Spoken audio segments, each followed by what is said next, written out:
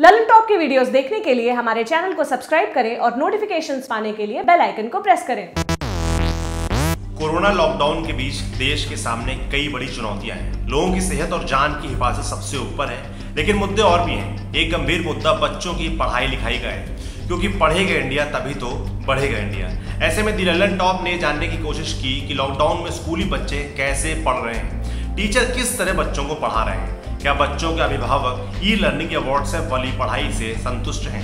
क्योंकि पढ़ाने का दारोमदार शिक्षकों पर है, इसलिए हमने सबसे पहले कुछ राज्यों के शिक्षकों से बात कर ऑनलाइन पढ़ाई लिखाई का हाल चाल जाना। हमने शिक्षकों से कुछ कॉमन सवाल पूछे। लॉकडाउन में स्कूली बच्चों को कैसे पढ़ा रहे हैं, औसतन कितने बच्चे फोन से जुड़ पाते हैं, पढ़ाने में क्या क्या समस्याएं आ रही हैं, आपकी नज़र में उन समस्याओं का कोई समाधान है। हमने ये पाया कि ज़्यादातर स्कूलों की बड़ी समस्याएं एक जैसी ही हैं। ऐसे में हम उन शिक्षकों की बात को यहाँ पेश कर रहे हैं, आपको बता रहे हैं, जिन्होंने किसी बड़ी समस्या या किसी अनूठे समाधान की बात की। बातचीत का सार कुछ इस तरह है। शिक्षक का नाम अंशु प्रकाश, स्कूल मध्य विद्यालय चकिया टोला दानापुर बिहार। पढ़ाने का जरिया व्हाट्सएप। औसतन कितने बच्चे जुड़ते हैं? 10%। समस्याएं क्या हैं? बिहार के सरकारी स्कूलों में पढ़ने पढ़ाने में क्या दिक्कत हो रही होगी, इसकी बानगी राजधानी पटना से ठीक सटे एक ग्रामीण इलाके के स्कूल में देखी जा सकती है। अंशु प्रकाश बताती हैं कि 5वीं क्लास के 50 बच्चों में से करीब 15 बच्चे ही व्हाट्सएप से जुड़ सके। व्हाट्सएप से जुड़ने वाले इन 15 बच्चों में से भी बमुश्किल 4 बच्चे ही पढ़ाई के लिए इंटरनेट इस्तेमाल कर पाते हैं। इस समस्या के बारे में उन्होंने कहा, ये गाँव के बच्चे हैं, कई के माता पिता अभाव में गुजर बसर कर रहे हैं। अभिभावकों पर बहुत जोर देने के बाद कुछ बच्चों को व्हाट्सएप से जोड़ा जा सका। कुछ बच्चों के माता पिता तो कहते हैं कि अभी उनके पास खाने तक के पैसे नहीं है, तो वो नेट कहाँ से भरवाएंगे। कुछ बच्चे हमें अपने रिश्तेदार का मोबाइल नंबर दे देते हैं, ऐसे में वे रिश्तेदार स्कूल का व्हाट्सएप ग्रुप ही छोड़ दे रहे हैं। अंशु प्रकाश एक बड़ी सामाजिक विसंगति की ओर इशारा भी करती हैं। उन्होंने अपने उन बच्चों के बारे में बताया जो प्राइवेट स्कूल या कोचिंग में पढ़ रहे हैं। बोली, मेरे घर के बच्चे डीएवी स्कूल में पढ़ते हैं। उनके स्कूल की टीचर यूट्यूब पर वीडियो बनाकर बच्चों को लिंक दे रहे हैं। बच्चे व्हाट्सएप के जरिए सवाल पूछ रहे हैं, होमवर्क भी चेक करवा रहे हैं। मेरी जो बच्ची आईआईटी एंट्रेंस की तैयारी करती है, उसकी ऑनलाइन पढ़ाई जूम ऐप के जरिए हो रही है। ऐसे में अपने स्कूल के बच्चों की हालत देख बहुत ज़्यादा अफसोस होता है। तो समाधान क्या है? सरकार लॉकडाउन में बच्चों को फ्री डेटा मुहैया कराए, ऐसा अंशु मानती है। अब बात दूसरे केस की। शिक्षिका का नाम मधुलिका चौधरी, स्कूल प्राथमिक विद्यालय जिला बहराइच उत्तर प्रदेश। पढ़ाई का जरिया व्हाट्सएप। औसतन कितने बच्चे जुड़ते हैं? 10% से भी कम। समस्याएं क्या हैं? मधुलिका चौधरी बताती हैं कि सबसे बड़ी समस्या तो ये है कि हर बच्चे का मोबाइल नंबर नहीं है। स्कूल के करीब 100 बच्चों में से केवल 9 के ही नंबर काम कर रहे हैं। इनमें भी सिर्फ 3 स्मार्टफोन हैं जिन पर व्हाट्सएप चलता है। उन्होंने कहा, अगर हमें पहले पता होता कि लॉकडाउन होने वाला है तो हम पहले से बच्चों को कुछ सिखा देते कि मोबाइल के जरिए कैसे पढ़ना है। अब गांव के छोटे बच्चों से क्या उम्मीद की जा सकती है? कुछ बच्चों के घर वाले वैलिडिटी खत्म होने पर नया सिम ही ले लेते हैं। नतीजा, नंबर चेंज। कुछ ऐसे भी हैं जो लॉकडाउन में उसी मोबाइल से टाइम पास कर रहे होते हैं। ऐसे में वो अपने बच्चों को फोन नहीं देना चाहते। मधुलिका चौधरी ने एक और समस्या की ओर ध्यान दिलाया। उन्होंने कहा कि अगर 100 में से 5 बच्चे फोन से सब कुछ पढ़ समझ भी गए, फिर भी पढ़ाई से वंचित रह गए, उन 95 बच्चों को तो बाद में पढ़ाना ही पड़ेगा। तीसरा केस। शिक्षक का नाम पंकज श्रीवास्तव, स्कूल प्राथमिक विद्यालय मनेहरा जिला बहराइच उत्तर प्रदेश। पढ़ाई का जरिया व्हाट्सएप। औसतन कितने बच्चे जुड़ते हैं? 10% से भी कम। समस्याएं क्या हैं? बच्चों के पास मोबाइल न होने के अलावा पंकज श्रीवास्तव ने दूसरी बड़ी कमी का जिक्र किया। उन्होंने कहा, हम जब बच्चों को क्लासरूम के सामने बैठाकर पढ़ाते हैं तो बच्चा आंखों से हमारे हाव भाव गौर से देखता है, स्वर का उतार चढ़ाव अच्छी से तरह सुन पाता है। उस आत्मीयता की वजह से बच्चे ज़्यादा सीख समझ पाते हैं। लेकिन फ़ोन से पढ़ाई में ना तो बच्चे जल्दी कोई बात सीख पाते हैं, ना ही हमें संतुष्टि का अनुभव हो पाता है। ऐसे हम अभी केवल पुराने पाठ ही दोहरा रहे हैं। मोबाइल फ़ोन और नेट पैक की बात चली तो पंकज श्रीवास्तव ने गांव देहात की गरीबी का एक बड़ा मार्मिक प्रसंग सुनाया। उन्होंने कहा, गांव की एक महिला हसिया की जगह खुरपी से धान काट रही थी। मैंने उनसे पूछा कि हसिया का काम खुरपी से क्यों कर रही हैं आप? महिला के जवाब से मैं एकदम सन्न रह गया।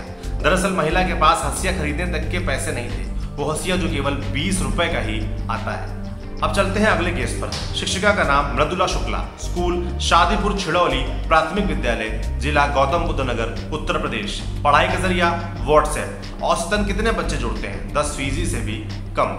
मृदुला शुक्ला ने बातचीत करते वक्त एक अलग समस्या की ओर ध्यान दिलाया। उन्होंने कहा, ग्रामीण इलाके का स्कूल है, कटनी का सीजन चल रहा है, इसलिए अभी स्कूल के ज्यादातर बच्चे खेत खलिहान में काम में जुटे हैं। मोबाइल और डेटा कनेक्शन के अभाव में ऐसे बच्चों को जोड़ना और भी मुश्किल हो जाता है। हालांकि समाधान के बारे में पूछे जाने पर उन्होंने एक अनूठा सुझाव दिया। मेरे स्कूल के ज्यादातर बच्चे 1 किलोमीटर के दायरे में ही रहते हैं, गाँव में ही एक मस्जिद है।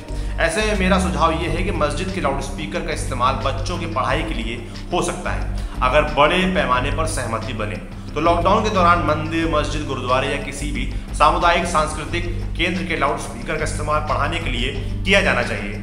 टीचर नियत समय पर बारी बारी से वहां जाकर एक साथ ही कई बच्चों को पढ़ा सकते हैं। माने कि सारे टीचर कह रहे हैं कि बच्चों को व्हाट्सएप से कैसे जोड़ें, तो हमने ये भी पता लगाया कि क्या किसी सरकारी आदेश में सचमुच व्हाट्सएप से पढ़ाए जाने का निर्देश दिया भी गया है या हर कोई बेकारी में इसके पीछे परेशान हो रहा है। बिहार के शिक्षा विभाग का एक लेटर है जिसमें पढ़ाई के माध्यम को लेकर स्पष्ट निर्देश दिए गए हैं। जिला शिक्षा पदाधिकारी पटना की ओर से 11 अप्रैल 2020 को लेटर जारी किया गया था। इसमें पढ़ाई के लिए क्रम से 4 तरीके बताए गए हैं। पहला उन्नयन ऐप, दूसरा दीक्षा ऐप, तीसरा जूम क्लाउड मीटिंग और चौथा व्हाट्सएप लाइव। यहाँ से साफ कर देना जरूरी है कि जूम ऐप के बारे में शिकायतें मिलने के बाद विभाग की ओर से एक और लेटर निकाला गया। उस लेटर में पढ़ाई के लिए जूम का इस्तेमाल बंद करने का निर्देश जारी किया गया है। अब ऐसा नहीं है कि लॉकडाउन में सरकारों को ध्यान ऊपर बताई गई समस्याओं की ओर नहीं गया है। केंद्र सरकार पहले ही गाइडलाइंस जारी कर चुकी है। कुछ राज्यों में रेडियो और दूरदर्शन के जरिए भी पढ़ाई करवाई जा रही है। बिहार सरकार ने भी हर विषय के एक्सपर्ट टीचरों का पैनल बनाया है। इन विशेषज्ञों द्वारा तैयार की गई अध्ययन सामग्री और वीडियो का इस्तेमाल दूरदर्शन पर किया जा रहा है। बिहार शिक्षा परियोजना के तहत चलाए जा रहे इन प्रोग्राम को नाम दिया गया है मेरा दूरदर्शन मेरा विद्यालय। अब जानिए कि क्या कहते हैं एक्सपर्ट टीचर। दूरदर्शन पर पढ़ाई के लिए बनाए गए पैनल के विशेषज्ञ शिक्षक मधुरेंद्र कुमार मधुप ने इस प्रोग्राम के बारे में जानकारी दी। उन्होंने कहा, मोबाइल और इंटरनेट की सुविधा भले ही हर बच्चे के पास ना हो, पर टीवी का दायरा बहुत बड़ा है। इलाका चाहे शहरी हो या ग्रामीण, टीवी तो मोबाइल से कहीं पहले से ही घर घर पहुंच चुका है। दूरदर्शन के लिए ऐसे ही कंटेंट तैयार किए जा रहे हैं जिन्हें देखकर कोई भी स्टूडेंट घर बैठे आसानी से पढ़ाई कर सकता है। सुझाव के बारे में पूछे जाने पर मधुप ने कहा कि दूरदर्शन पर पढ़ाई की अवधि बढ़ाने पर विचार होना चाहिए। अभी 55 मिनट के स्लॉट में किसी एक विषय की 3 कक्षाओं की पढ़ाई होती है, जो कि नाकाफी मालूम पड़ती है। अब एक और कड़ी अभिभावक है, वो क्या सोच रहे हैं वो हम आपको बता देते हैं। देखिए, शिक्षकों ने जिन समस्याओं का जिक्र किया है वो सीधे तौर पर स्कूली बच्चों और उनके माता पिता से ही जुड़ी हुई है। इसके बावजूद हमने कुछ अभिभावकों से भी उनकी राय ली। कुछ की समस्याएं कॉमन है तो कुछ थोड़ी अलग। कहीं कहीं लोग ऑनलाइन पढ़ाई से संतुष्ट भी हैं। अब कुछ केस सुनिए। अभिभावक का नाम भारती शर्मा, जगह रायपुर, मध्य प्रदेश। भारती शर्मा की बेटी 7वीं में पढ़ती है। उन्होंने जो परेशानी बताई वो कई अभिभावकों की है। वे कहती हैं, मेरी बेटी को पढ़ाई के कंटेंट व्हाट्सएप के जरिए भेजे जा रहे हैं। उस कंटेंट को ना तो बच्ची ठीक समझ पा रही है, ना ही उन्हें देखकर हम अपनी बच्ची को कुछ पढ़ा पा रहे हैं। बच्चे ठीक से पढ़ लिख सकें, इसीलिए तो हम उन्हें स्कूल और ट्यूशन भेजते हैं। स्कूल की इस व्हाट्सएप वाली पढ़ाई से काम नहीं बन पा रहा है। अब ऑनलाइन पढ़ाई से हर कोई परेशान है ऐसा भी नहीं कह सकते। कुछ ऐसे अभिभावकों से भी हमारी बात हुई जो स्कूल की पढ़ाई के तरीके से संतुष्ट हैं। ये खुश भी हैं कि लॉकडाउन के दौरान बच्चे कम से कम हाईटेक तो हो ही गए हैं। ऐसा ही एक उदाहरण गुजरात का देख सकते हैं। अभिभावक का नाम मनीष गौतम, जगह बड़ोदरा, गुजरात। मनीष गौतम की बेटी पहली कक्षा में पढ़ती है, एक प्राइवेट स्कूल में। जूम के जरिए ऑनलाइन क्लास चल रही है। मनीष बताते हैं कि बच्ची तय वक्त पर स्कूल यूनिफॉर्म पहनकर लैपटॉप संभाल लेती है, पूरी तल्लीनता से होमवर्क करती है। स्कूल के कल्चरल प्रोग्राम आदि भी ऑनलाइन हो रहे हैं। ऐसे में बच्ची भी खुश और परिवार भी खुश। कुल मिलाकर ज्यादातर अभिभावकों का मानना है कि लॉकडाउन में ई लर्निंग के बहाने बच्चे कुछ तो सीख ही रहे हैं। कुछ भी ना होने से कुछ होना तो बेहतर ही है। आपके लिए स्टोरी लिखी थी हमारे साथी अमरीश सौरभ ने। देखते रहिए दी लल्लन टॉप। शुक्रिया। विदेश में रहते हैं और आपके इलाके तक पहुंचा है कोरोना वायरस का असर। कैसे हैं हालात, उस देश की सरकार ने उठाए हैं क्या कदम, और आप खुद कैसे कर रहे हैं कोरोना वायरस को डील। अगर सब तक अपनी बात पहुंचाना चाहते हैं तो बनिए दी लल्लन टॉक की कोरोना डायरीज का हिस्सा।